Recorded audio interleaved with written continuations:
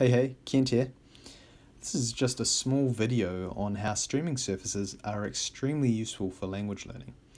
In this video I'll be using Twitch, but there are other sites you can use like YouTube and such. But I mainly like to use Twitch because it's better, I find it better for games, it's more of a focus on games.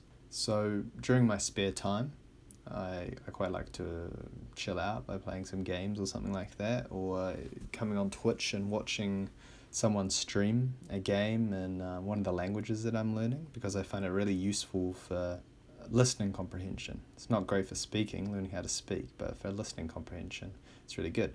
There's a huge range of games, as you can see. I'm just like browsing through them now, and there's so many. I mean, all the popular ones and even some less known titles.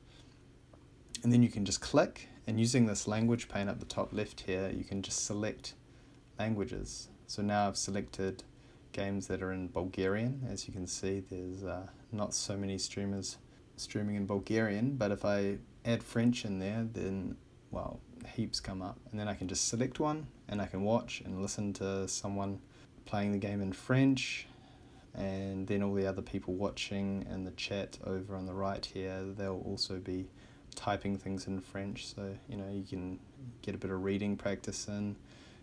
And it tends to be quite slangy, and depending on what channel, it can be quite spammy and full of kids, but yeah, depends what channel you're in. And there's other games like PUBG, and yeah, it's just really useful if you can't be bothered playing a game, and I find it really great for just listening, mainly. It's the main thing I find it good for, just listening. It helps me understand a lot, and I'm learning in context. The person will be speaking about something that's happening, so you have the visual. I'm quite a visual learner, so it helps me a lot. Also in Twitch, you've got things like communities and creative, and in these you've got different categories like painting and such, and you can literally just click on that, and then inside this category you'll find all the channels that have painting as their focus.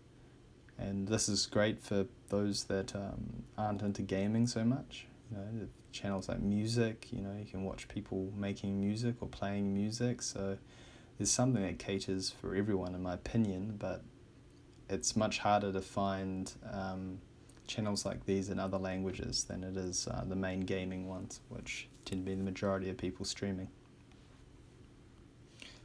Like I mentioned earlier, you're not going to learn a language completely from Twitch.